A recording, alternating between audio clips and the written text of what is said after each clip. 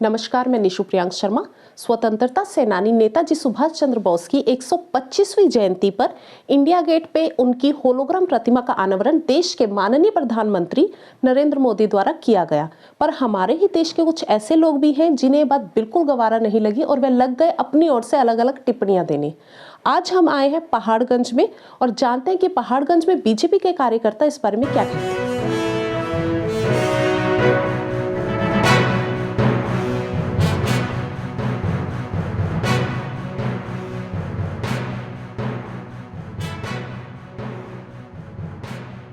हम जो गणतंत्र दिवस मना रहे हैं, ये समर्पित है हमारे सभी स्वतंत्रता सेनानियों को, जिनकी वजह से हमें स्वतंत्रता मिली।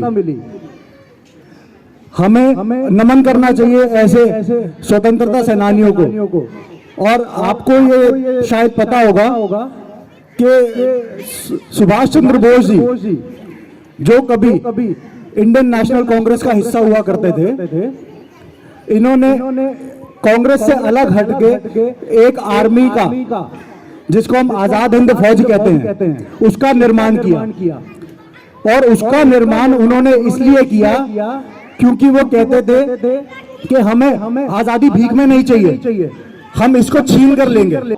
हमारे भीमराव अंबेडकर जी जिन्होंने हमारा संविधान बनाया, उनका भी ये मानना था कि अंग्रेजों की सबसे बड़ी ताकत पता है क्या थी? आप सब जानते हैं क्या? अंग्रेजों की सबसे बड़ी ताकत थी जो इंडियन, जो भारतीय सैनिक उनके वफादार थे। और इसी सोच को लेकर उन्होंने आजाद हिंद फौज बनाई, क्योंकि वो जानते थे कि आजाद हिंद फौज जिस दिन बन जाएगी, जिस दिन भारतीय सैनिकों में एक कॉन्फिडेंस आ जाएगा कि हम आजादी छीन कर ले सकते हैं, उस दिन अंग्रेजों को भागना पड़ेगा। और यही सोच के साथ उन्होंने आजाद हिंद फौज का गठन किया। सुभाष चंद्र बोस जी एक ऐसे नेता थे जिन्होंने आजाद हिंद फौज के साथ साथ एक आजाद हिंद भारत की सरकार का गठन किया। और सबसे पहले उन्होंने 1943 में अंडमान में तिरंगा फहराया और अंडमान को उन्होंने स्वतंत्र घोषित कर दिया। तो हमें गर्व महसूस होना चाहिए कि हमारे ऐसे नेता थे और ये इतिहास हमसे छिपाया भी गया। तो आज मोदी जी ऐसा काम कर रहे हैं कि इन स्वतंत्रता सेनानियों को सम्मान मिला जाए।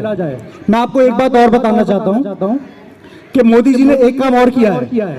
आप सभी जानते होंगे कि उन्होंने नेशनल वॉर मेमोरियल जो 3 साल पहले बनाया था, सैनिकों को समर्पित है जिन्होंने 47 की लड़ाई में, 71 की लड़ाई में, 62 की लड़ाई में, कारगिल के युद्ध में अपने देश के लिए अपनी जान न्यौछावर की।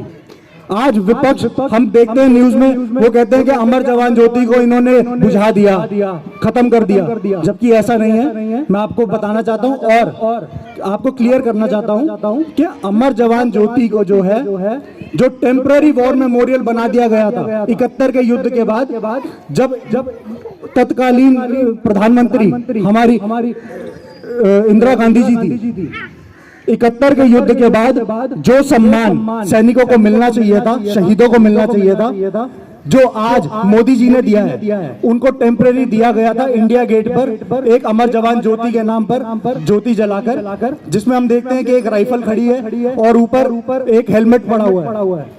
वो एक टेम्परेरी वॉर मेमोरियल बनाया गया था क्योंकि उस वक्त ये कह दिया गया था कि हमारे पास बजट नहीं है, हमारे पास पैसे नहीं है। तो सैनिक जिन्होंने भारत के लिए अपनी जान दी, जिन शहीदों ने अपने परिवार की चिंता ना करते हुए हम सबके लिए, भारत की स्वतंत्रता के लिए अपनी जान दी, तो ऐसे भारतीयों, ऐसे सैनिकों का सम्मान करने के लिए हमारे मोदी जी ने एक वॉर मेमोरियल बनाया और उस अमर जवान ज्योति को बुझाया नहीं गया। ये मैं आपको क्लियर करना चाहता हूँ। ये वॉर मेमोरियल के अंदर जो ज्योति जल रही है, उसके अंदर विलीन कर दिया है।